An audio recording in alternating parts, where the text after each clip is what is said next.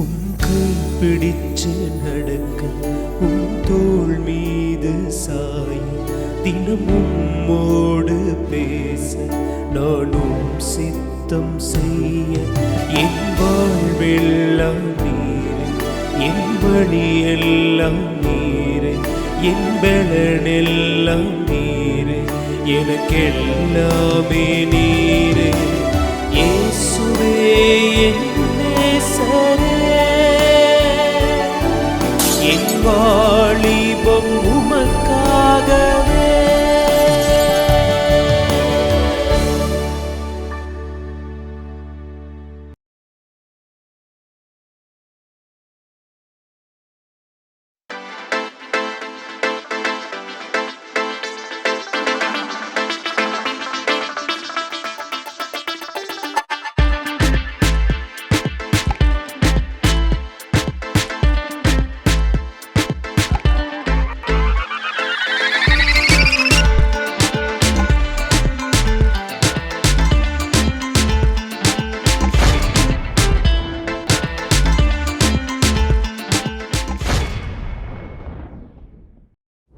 நான் உங்களை ஒரு இடத்துக்கு கூட்டு போறேன்.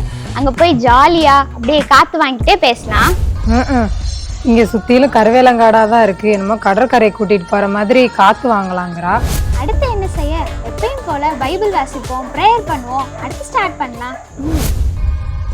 இவளுக்கு எத்தனை எபிசோடு எடுத்தாலும் இந்த ப்ரேயர் பண்றதை விட மாட்டாளுங்க போல. இப்படி தெரிஞ்சிருந்தா கொஞ்சம் லேட்டாவே வந்திருப்பேன். அதை விட எப்சி, அந்த விளங்காத ப்ராஜெக்ட் வேணான்னு தான் நாங்கள் வேற ப்ராஜெக்ட் எடுத்திருக்கோம். இந்த நல்ல நேரத்தில் அதெல்லாம் பேசாது.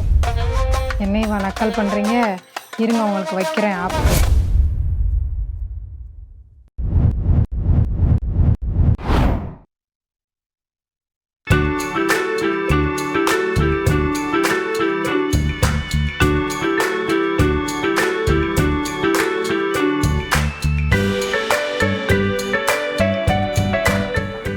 சோஃபி, இன்னைக்கு நம்ம எங்கே போகிறோம்? இன்னைக்கு நம்ம ஒரு கேமராமேனை பார்க்க போகிறோம், நம்ம ப்ராஜெக்ட் விஷயமா. ஓஹோ, கேமராமேனா? நம்ம ப்ராஜெக்ட்டுக்கா? நீங்க விவசாய ப்ராஜெக்ட்னு தானே சொன்னீங்க, அதுக்கு எது கேமராமேன்? வாயை வச்சுட்டு சும்மா மட்டும் வா, அவங்களுக்கு எல்லாம் தெரியும், அவங்க எல்லாம் பார்த்துக்குவாங்க. இந்த ஆட்டுக்காரிக்கு பதில வந்து இவ்வளோ ஆட்டம் போடுறா. இருக்கட்டும், காலை உடைச்சிடறான். ஓகே சோஃபி, நம்ம போகலாம்.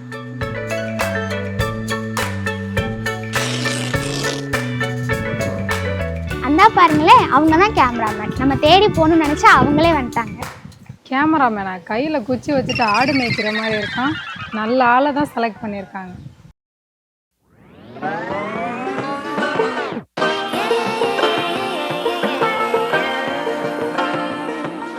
என்ன எல்லாம் எங்க போயிட்டு இருக்கீங்க? ஆத்தாடி, இது வேறையா?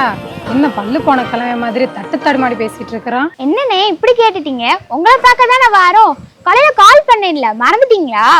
ஆமல்ல, மறந்துட்டேன். சரி வாங்க, என் ஸ்டூடியோக்கு போய் பேசிக்கிறோம்.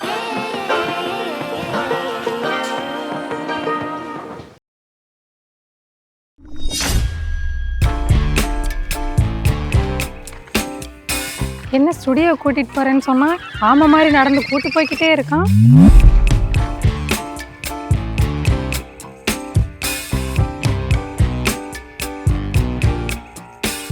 இதான்ப்பா நம்ம ஸ்டூடியோ.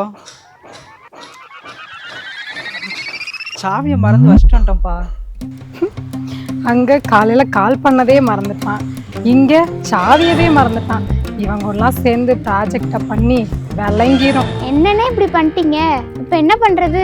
ஸ்டூடியோக்குள்ளே சேர் கிடக்குப்பா, நம்ம அதை எடுத்து போட்டுதான் பேசுவோம் சாவி வர வரைக்கும். நீங்க உங்க ப்ராஜெக்டை எனக்கு விளக்கி சொல்லுங்க. ஆமா, இவர் பெரிய அப்துல் கலாமே. விளக்கி சொன்னோன்னே அப்படியே இது பண்ணிடுவார்.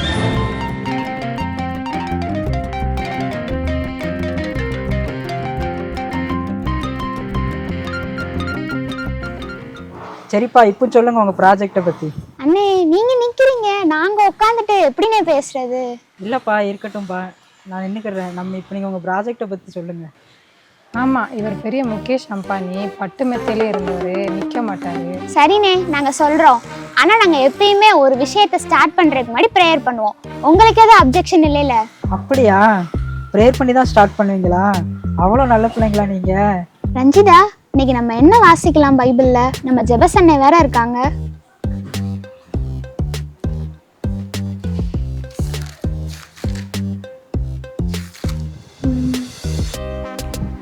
சோஃபி சங்கீதம் 37:5 வாசிக்கலாமா? இந்த ஆளுக்கெல்லாம் சங்கீதம் 1:1 வாசிச்சாதான் கரெக்டா இருக்கும். 37 5. ரஞ்சிதா சூப்பர். ஸ்வேதா அந்த வசனத்தை எடுத்து வாசிங்க. சரி சோஃபி. உன் வழியை கர்த்தருக்கு ஒப்புவித்து அவர் மேல் நம்பிக்கையாயிரு, அவரே காரியத்தை வாய்க்க பண்ணுவார். அண்ணே நீங்க எதுவும் ஜோம் பண்றீங்களாண்ணே? இல்லை நீங்களே பண்ணிடுங்க. ஜென்சி நீ ஜோம் பண்றியா? அப்பனாதான் உன் புத்தி கொஞ்சம் சரியாகும். சரி சோஃபி.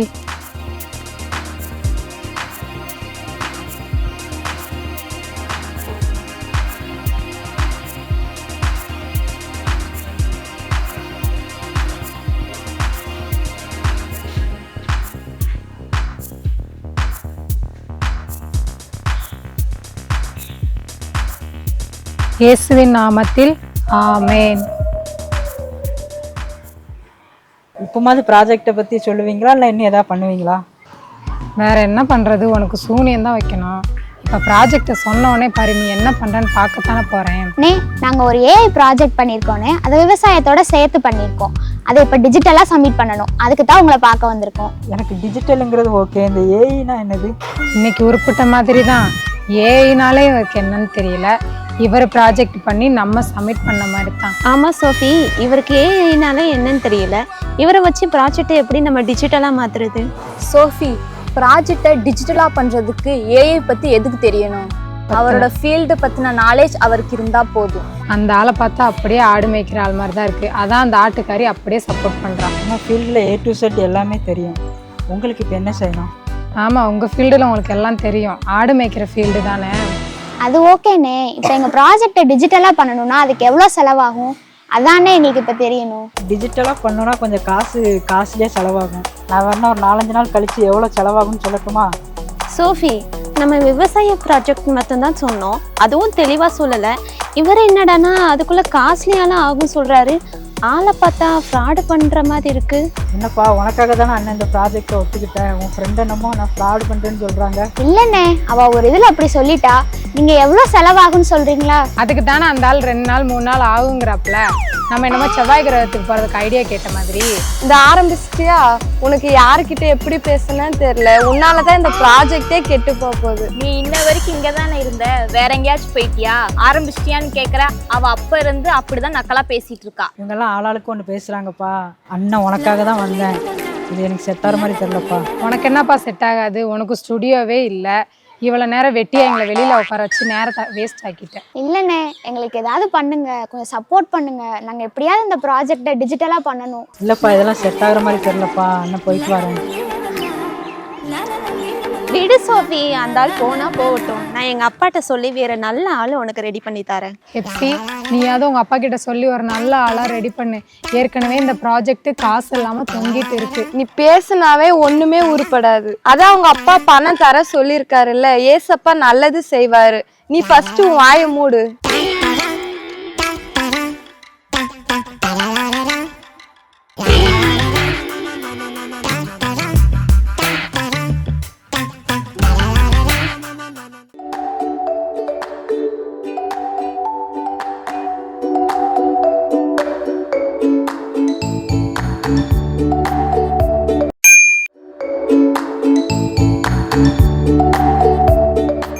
Praise the Lord. ஆண்டவராகிய இயேசு கிறிஸ்துவின் நாமத்தினாலே உங்கள் அனைவரும் கண்மணி பிள்ளைகளை நாங்கள் வாழ்க என்று வாழ்த்தி வரவேற்கிறோம் இந்த நிகழ்ச்சிக்கு. ஏன்னா உங்களுடைய எதிர்பார்ப்புகள் என்ன, காத்திருக்குதல்கள், விருப்பங்கள் எல்லாமே நிறையா இருக்கும். என்ன எப்படிப்பட்ட வயது அப்படி இருக்கிறது ரொம்ப நல்லது. நல்ல காரியங்களை நாம் எதிர்பார்த்து காத்திருக்க வேண்டும். ஆனால் அந்த காத்திருக்குதல் சரியாக இருக்கணும். எங்கேயோ நம்மளாவே காத்திருக்கக்கூடாது. இப்போ ட்ரெயின் வரும் அப்படின்னு தெரிஞ்சு காத்திருந்தோன்னா அதில் பிரயோஜனம் இருக்குது. நம்ம பாட்டுக்கு விரும்பின மாதிரி ஸ்டேஷனில் போய் உட்காந்துக்கிட்டு காத்திருந்தோன்னா அது ஏதாவது ஏமாந்து போயிடுவோம்ல. அதனால் அதற்குரிய வழிகளை நாம் அறிந்து கொள்ளும்படியாக தான் இன்றைக்கு நம்ம இந்த நிகழ்ச்சியில் பங்கு கொள்ளுகிறோம். நம்ம எதிர்பார்த்தோ எதிர்பார்க்காமலோ தற்செயலாகவோ அல்லது சிநேகிதர்கள் வழியாகவோ இதில் பங்கு கொண்டிருக்கலாம். ஆனால் ஒரு பெரிய நல்ல ஒரு நோக்கம், ஒரு திட்டம், மாற்றம், அதற்காக தான் நாம் இதில் பங்கு கொள்கிறோம். அது என்னன்னு வேத வசனம் முதல்ல நமக்கு என்ன சொல்லுதுன்னு பார்க்கலாமா?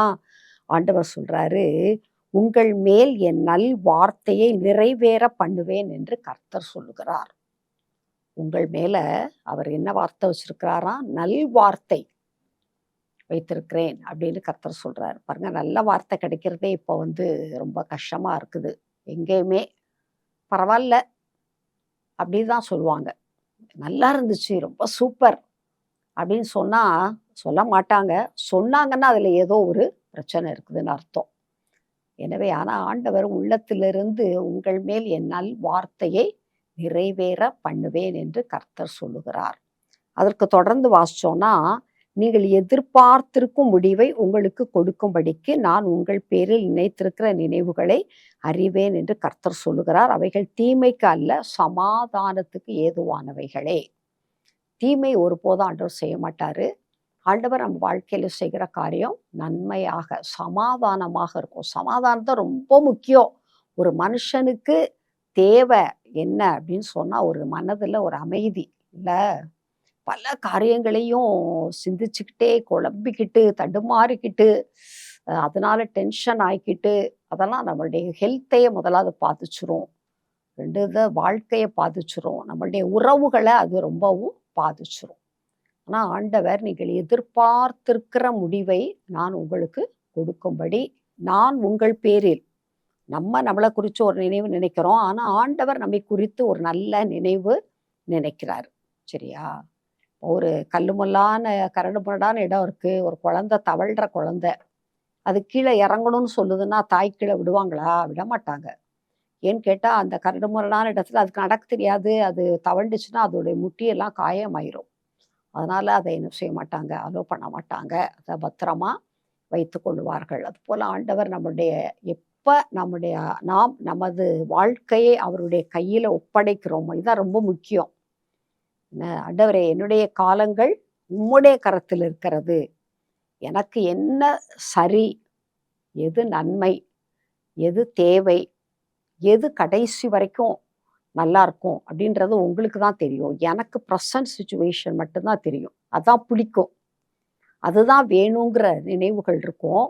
ஆனால் ஆண்டவர் அதில் இருக்கக்கூடிய பிரச்சனைகளை அறிந்து நம்ம என்ன செய்வார், தூக்கிட்டு, இப்படி ஒரு தாய் இப்படி கரடு முரடான இடம் வந்தால் குழந்தைய தூக்கிக்குவாங்கல்ல, அது மாதிரி ஆண்டவர் நம்மை சுமந்து பாதுகாக்கிற தேவன்.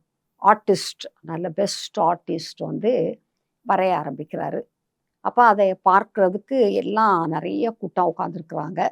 ஒரு கேன்வாஸ், ஒரு துணியை போட்டு அதை கிராஸாக போடுறாரு. போட்டு அவர் ஏதோ ப்ரஷ்ஷை வச்சு இப்படி இப்படி பண்ணுற மாதிரி இருக்கு. கொஞ்ச நேரத்தில் பார்த்தா அழகான ஒரு புல்வெளி வந்துடுது. ஏன்னா அவர் சிறந்த ஓவியர், அவருக்கு எதையும் ஒரு நல்லா திறமையாக செய்ய அறிந்தவர். அப்போ கூடியிருக்கிற கூட்டம்லாம் ரொம்ப கைத்தட்டுறாங்க. என்னவோ சும்மா ப்ரஷ்ஷை வச்சு இப்படி இப்படி பண்ணாரு, அழகான புல்வெளி வந்துருச்சே அப்படின்னு சொல்லிட்டுன்னு. அப்புறம் கொஞ்ச நேரம் கழிச்சு அப்படியே பார்த்துக்கிட்டே இருக்கிறாங்க. என்னவோ பண்ணுறாரு, அழகா இந்த பக்கமும் மரங்கள், இந்த பக்கமும் நல்ல மரங்கள், அழகா ஓங்கி வளர்ந்த மரங்கள், நல்லா பச்சை பசேர்ன்னு இருக்கு. அதில் நல்லா காய்கள் இருக்கிற மாதிரி, பூக்கள் இருக்கிற மாதிரி, அப்படி ரொம்ப அழகா கொஞ்ச நேரத்தில் வந்துடுது. அப்போ எல்லாரும் நல்லா கைத்தட்டுறாங்க.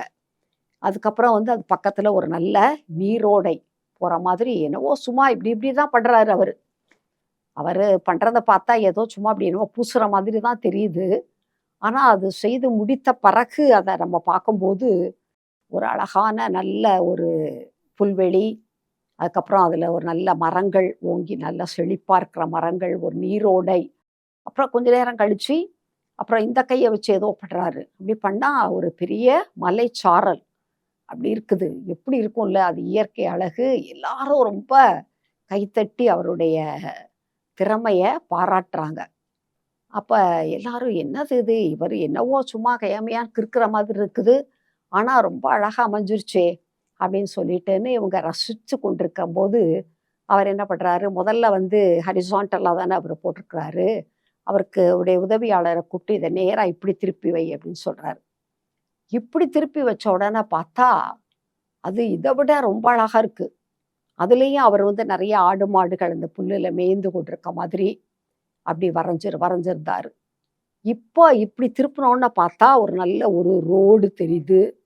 அதுக்கப்புறம் அந்த மலைகள் போட்டிருக்கிறதுலேருந்து ஏதோ நீர்வீழ்ச்சி மாதிரி விழுற மாதிரி தெரியுது. அப்புறம் இந்த மரங்கள்லாம் அந்த சாலையின் 2 பக்கமும் இருக்கிற மாதிரி இருக்கு. அந்த ஆடு மாடுகள்லாம் அது வழியா மேயறதுக்காக போற மாதிரி இருக்குது. வேற அதே காட்சியே வேற மாதிரி மாறிடுச்சு. ஐயோ! எல்லாரும் வந்து சூப்பர், இது மாதிரி யாரால மாற்ற முடியும்? இவரு அதுக்கப்புறம் பேனாவே எடுக்கவே இல்லை, பெயிண்டே எடுக்கவே இல்லை, ஆனா காட்சியே மாறிடுச்சே அப்படின்னு சொல்லி ரொம்ப ஆச்சரியப்படுறாங்க. இந்த நம்முடைய வாழ்க்கையும் அது போலதான், ஆண்டவருடைய கரத்துல இருக்குது. நமக்குன்னு குறிக்கப்பட்டதை அவர் என்ன செய்வாரு, ரொம்ப அழகா அவர் ஏதோ செய்யறது போல தெரியும். நம்முடைய வாழ்க்கையில என்ன தாறுமாறா மாறிட்ட மாதிரி இருக்கு. அவர் இப்படி பூசும்போது எப்படி நினைச்சாங்க, என்ன அவர் பாட்டுக்கு என்னத்தையோ பெயிண்ட் அடிக்கிற மாதிரி அடிக்கிறான்னு பார்த்தா அழகான புல்வெளி வந்துச்சுல்ல. அது மாதிரி நம்முடைய வாழ்க்கையில அவர் ஏதோ செய்கிற மாதிரி தெரியும். ஆனா அது மிகவும் ஒரு ஆசீர்வாதமான, நின்று பார்க்கக்கூடிய, ரசிக்கக்கூடிய, அது அநேகருக்கு ஒரு சந்தோஷத்தை கொடுக்கக்கூடிய காரியமாக அது இருக்கும். இப்ப இதை வேதத்தோட ஒத்து பார்த்தோன்னா இப்படி மனுஷருடைய வாழ்க்கையில செய்ய முடியுமா? டிராயிங்ல செய்யலாம், ரைட்டு தான் அப்படின்னு நீங்க நினைக்கிறீங்களா? ரூத் அப்படின்னு சகோதரி வேதத்துல நம்ம வாசிக்கிறோம். அவங்க வந்து மோவாப் தேசத்துல இருந்து மோவாபிய பெண் தான் அவங்க. அவங்களுடைய திருமண வாழ்க்கை அப்படின்னு பார்த்தோம்னா நகோமி அவங்களுடைய கணவன் அவர்கள் 2 பேரும் பஞ்சம் தேசத்துல, அதனால அவங்க மோவாபிய தேசத்துக்கு போறாங்க. அவங்க பெத்லஹேமியர். அவங்களுடைய மகனை தான் இந்த ரூத்தும், இன்னொரு மகனை ஒர்பாள் அப்படிங்கிற ஒரு மோவாபிய பெண் 2 பேர் தான் திருமணம் பண்ணிக்கிறாங்க. இது வந்து சம்மந்தமே இல்லை, இது நடக்கவே செய்யாது. ஆனா இவங்க இடம் மாறி போறாங்க. பஞ்சம், காரணம் வந்து பஞ்சம்.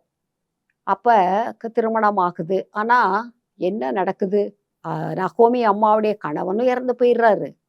இந்த ரூத் கட்டினா அந்த மாப்பிள்ளையும் இறந்து போயிடுறாரு. ஒர்பாள் கல்யாணம் பண்ண அந்த கணவனும் இறந்து போயிடுறாரு. அப்ப என்ன ஒரு என்னமோ செய்யற மாதிரி செஞ்சு அது வந்து ரசிக்கிற மாதிரி இல்லையே, இது வந்து ரொம்ப ஒரு கண்ணீர் வடிக்கிற மாதிரில ஆயிடுச்சு அப்படின்ற மாதிரி அப்படி ஒரு நிலைமை வந்துருச்சு. ஆனாலும் தொடர்ந்து அவங்க என்ன நினைக்கிறாங்க, நம்ம திரும்பவும் பெத்லஹேம்க்கே போயிடுவோம் அப்படின்னு சொல்லிட்டு அவங்க ஒரு முடிவெடுத்து திரும்பி வர்றாங்க. வரும்போது 2 மருமகளையுமே கூட்டிகிட்டே தான் வர்றாங்க. ரூத்து ஒர்பாள் அப்படிங்கிற 2 பேரும், மாமியார் 2 மருமகள் மட்டும் வர்றாங்க. என்ன கொண்டு வந்திருக்க முடியும்? ஒன்றுமே கொண்டு வந்திருக்க முடியாது. ஆனாலும் திரும்பி போயிருங்க, நீங்கள் திரும்பி போயிருங்க, என்னை வச்சு உங்களுக்கு இனிமேல் ஒரு சந்தோஷமான வாழ்க்கை கிடைக்காது அப்படின்னு சொல்லியே தான் கூப்பிட்டே வராங்க. வரும்போது ஒரு மருமகள் என்ன பண்ணிடுறாங்க, ஆமாம் உண்மைதான், தாய் வீடு எப்பயுமே ஒரு சுகமான இடம்தான், அங்கேயே போயிடுவோம் அப்படின்னு சொல்லிட்டு மாமியாரை முத்தமிட்டுட்டு போயிடுறாங்க. பாருங்க, திரும்பி போகிற வந்து ஆண்டவர்கிட்ட வாழ்க்கையை ஒப்பு கொடுத்துட்டோம் ஒருத்தரிடத்துல அப்படின்னு சொன்னால் அது திரும்பி போகிற அப்படிங்கிற காரியம் நம்ம ரொம்ப யோசிக்க வேண்டும். ஏன்னா அவர் ஒரு தடவை வரைஞ்சவர் திரும்ப ப்ரெஷ் எடுத்து வரையவே இல்லைல்ல. அதையே சரிப்பா அதை அழகாக ஒரு இன்னொரு பிக்சராக மாற்றினார்ல. அதை விட மேலான ஒரு ஆண்டவர் நம்மோட இருக்கிறாரு. ஆனால் ரூத் என்ன தெரியுமா சொன்னாங்க, திரும்பி போகிறத பற்றி நீங்கள் இனிமேல் என்கிட்ட பேசவே கூடாது. உங்களுடைய தேவன் என்னுடைய தேவன், நீங்கள் தங்குற இடத்துல நானும் தங்குவேன், நீங்கள் மரணம் அடைகிற இடத்துல நானும் மரணம் அடைவேன், மரணமே இல்லாமல் உங்களையும் என்னையும் எதுவுமே பிரிக்க முடியாது அப்படின்னு சொல்லிட்டாங்க. பாருங்க, ஒரு நம்மளுடைய தீர்மானங்கள், எதிர்பார்த்திருக்கிற காரியங்கள், அன்று சொன்னார்ல நல் வார்த்தையை நிறைவேற்றுவேன், நீங்கள் எதிர்பார்த்திருக்கும் முடிவு. அப்போ அவங்க ஒரு நல்ல முடிவு வச்சுருந்தாங்க, இந்த அம்மாவை விட்டு போவே கூடாது, இந்த அம்மா நமக்கு சொல்லி கொடுத்த வழி சரியான வழி, அதனால இவங்க கூட தான் இருக்கணும் அப்படின்னு சொல்லிட்டாங்க. அவங்க தீர்மானம் எடுத்தோடனே இவங்க திரும்பி போன்னு சொல்லவே இல்லை. ஆனால் 2 பேரும் வர்றாங்க. வரும்போது மனிதர்கள் அவங்கள எதிர்கொண்ட காரியம் வந்து ஒரு சாதாரணமாக எல்லாரும் பேசுகிற குறைவாக சொல்கிற மாதிரி தான் இருந்தது. ஆனால் பஞ்சத்தினால தானே போனாங்க அவங்க மோவாபுக்கு. போய் அந்த பஞ்சம் காரணமாக தானே மோவாபு, இந்த ரூத் வந்து மோவாபிய பெண் பெத்லஹேமுக்கு வந்தாங்க. இப்போ வந்து அவங்க திரும்பி வரும்போது அந்த 1வது அதிகாரம் கடைசி வசனம். அதே அதிகாரத்துல வார்கோதுமை அறுப்பின் துவக்கத்தில் அவர்கள் பெத்லகேமுக்கு வந்தார்கள். பஞ்சம் போகும்போது அவங்க சம்பந்தம் பண்ணும்போது பஞ்சம். இப்ப எப்படி? வார்கோதுமை அறுப்பின் காலம். பாருங்க, இப்படி இருந்த படம் இப்ப இப்படி திருப்பின மாதிரி ஆயிடுச்சு. அப்புறம் அவங்களுக்கு அங்க வந்து சேர்ந்துட்டாங்க. அங்க இவங்களுக்கு லாங்குவேஜ் தெரியாது, வேலை தெரியாது, நிலம் கிடையாது, வீடு பொருட்கள் எதுவுமே கிடையாது. ஆனா பசிக்கும்ல.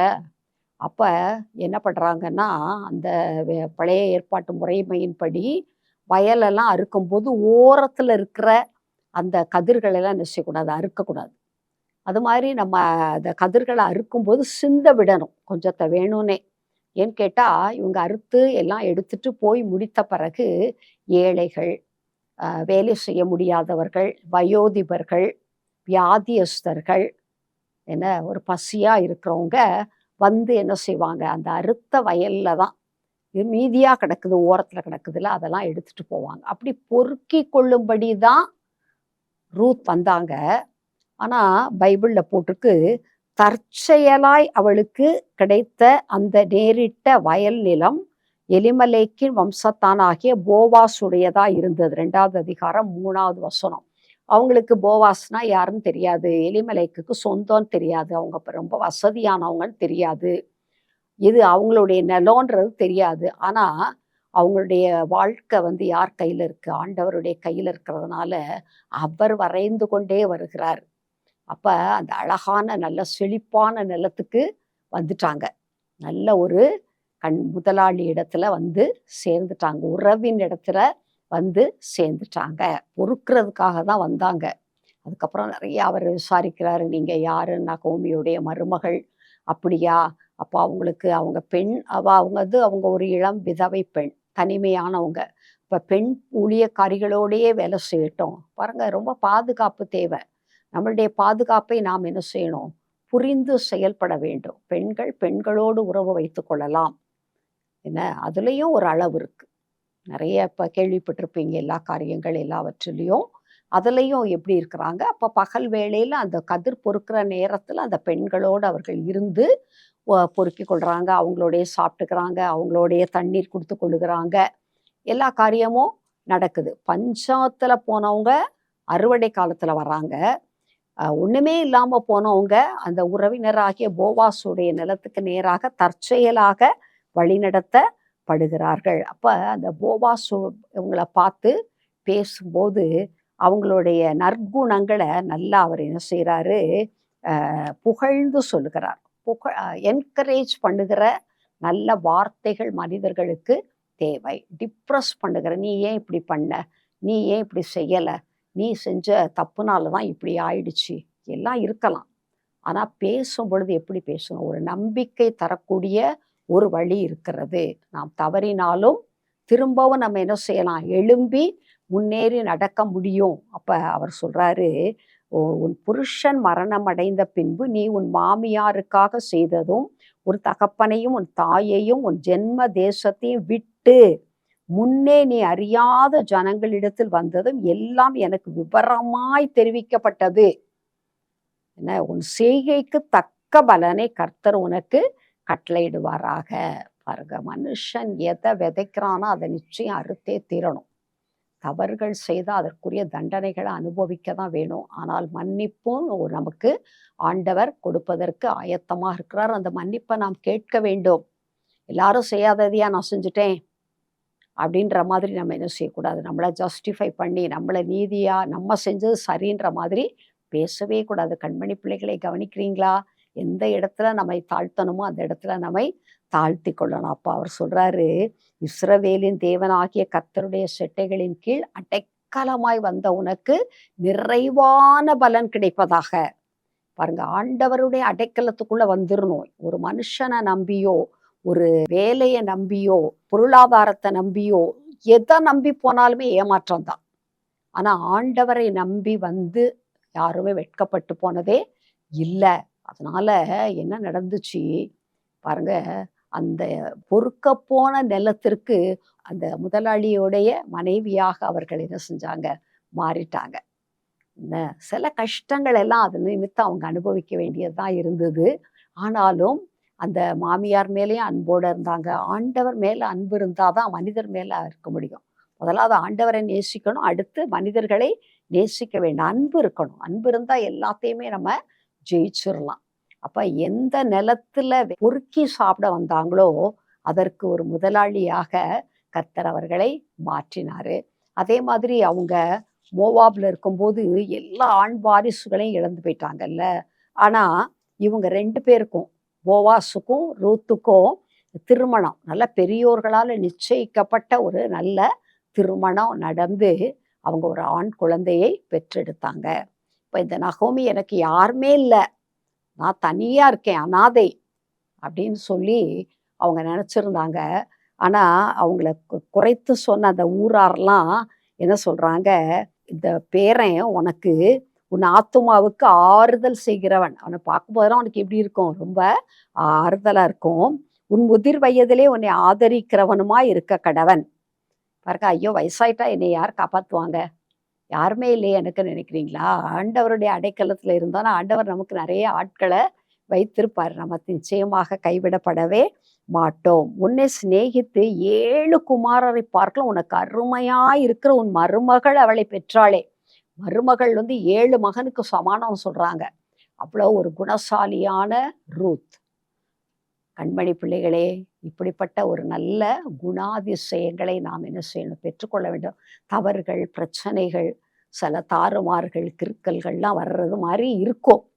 ஆனால் நாம் சரியானவருடைய கரத்தில் இருந்தோன்னா பாருங்க, ஒரு ஓவியர், சிறந்த ஓவியர், அவருடைய கை செஞ்ச அந்த ஒரு கோணல் மணல் வேலையை கூட ஜனங்கள் ரசிக்கிற மாதிரி மாறினது போல இந்த இவர்களுடைய வாழ்க்கை என்னென்னவோ நடந்துருச்சு. தேசம் விட்டு தேசம் வர மாதிரி ஆயிடுச்சு, பொறுக்கி தின்ற மாதிரி ஆயிடுச்சு. ஆனால் கடைசியில் அதனுடைய முடிவு பார்க்கும்போது அவர்கள் அந்த லேண்டுக்கெல்லாம் ஓனர்ஷிப், முதலாளி இருந்தாங்க. அவங்க ஒரு அருமையாய் பெற்றெடுத்த ஆண் குழந்தை, ஒரு பெரிய பரிசுத்த சந்ததி. தாவீது, ஈசாய், தாவீது தகப்பன் ஈசாய் அதில் தான் பிறந்தார், தாவீது அதில் தான் பிறந்தார். அந்த தாவீதின் வம்சத்தில் இயேசு கிறிஸ்துவே பிறந்தார். அப்போ அந்த இயேசு கிறிஸ்துவினுடைய வம்ச வரலாறுலே இவர்கள் இடம்பெற்று விட்டார்கள். எவ்வளோ நல்லா இருக்குல்ல முடிவு. அன்பு பிள்ளைகளே, நீங்கள் என்ன காரியம் எதிர்பார்த்திருக்கிறீங்க? ஏன்னா ஆண்டவர் உங்களை குறித்து நல் வார்த்தைகளை சொல்லுகிறார். ஆண்டவர் என்ன செய்கிறார், நான் செய்ய போகிற காரியம் தீமைக்கு இல்லை, சமாதானத்துக்கு ஏதுவானவைகளே. என்ன ஒப்பு கொடுப்போமா? ஆண்டவரை உடைய செட்டைகளின் கீழே நிழலா நாங்கள் அடைக்கலமாக வந்துடுறோம் சொல்லுவோமா? இப்போ என்னோட சேர்ந்து நீங்கள் ஜெபம் பண்ணுவீங்களா? நிச்சயமா ஆண்டவர் உங்களுக்கு ஒரு அழகான, பிறர் பார்த்து ரசிக்கக்கூடிய, ஆச்சரியப்படத்தக்க ஒரு வாழ்க்கையை, ஒரு பரிசுத்த சந்ததியை நிச்சயமாக தந்தருளுவார். ஜெபிப்போமா? அன்பின் பரலோக பிதாவே, ஆசீர்வதிக்கப்பட்ட அந்த சாயங்கால வேளைக்காக நன்றி செலுத்துகிறோம்.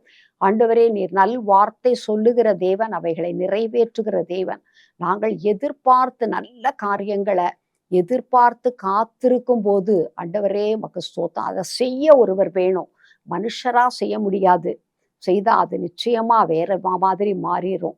ஆனா ஆண்டவர் செய்யும் போது தீமையானவைகள் அல்ல, சமாதானத்துக்கு ஏதுவானவைகளாக, ஒரு பரிசுத்த சந்ததிக்கு தாயாக, ஒரு ஆசீர்வதிக்கப்பட்ட மகளாக, ஆண்டவரே பழைய காரியங்களெல்லாம் மறந்து ஒரு புதுமையான வாழ்க்கை வாழ பிள்ளைகளை ஆசீர்வதித்து ஜெபம் பண்ணுகிறோம். உடைய செட்டைகளின் கீழ் அடைக்கலமா இன்றைக்கு ஒப்பு கொடுக்கிற ஒவ்வொருவரையும் ஆண்டவரே மரணமே அன்றி வேறொன்று பிரிக்காதபடிக்கு நீர் ஆண்டவரே உம்முடைய கரத்திலே மூடிக்கொள்வீராக, ஆசீர்வதிப்பீராக, வழிநடத்துவீராக, உயர்த்துவீராக என்று வாழ்த்துகிறோம். இயேசு கிறிஸ்துவின் மூலம் ஜெபிக்கிறோம் அன்பின் பரலோக பிதாவே, ஆமென்.